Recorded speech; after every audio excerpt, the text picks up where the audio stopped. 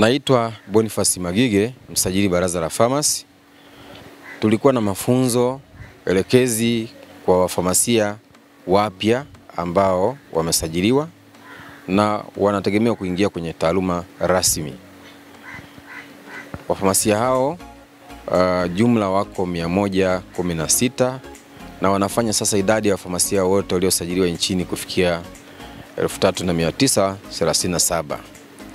Katika mafunzo haya pamoja na mambo mengine tumewasisitiza namna nzuri au utaratibu mzuri wa kutekeleza majukumu yao kama wafamasia kwa kufuata sheria, kanuni na miongozo mbalimbali ambayo inasimamia taaluma ya famasi nchini na hata nje ya nchi.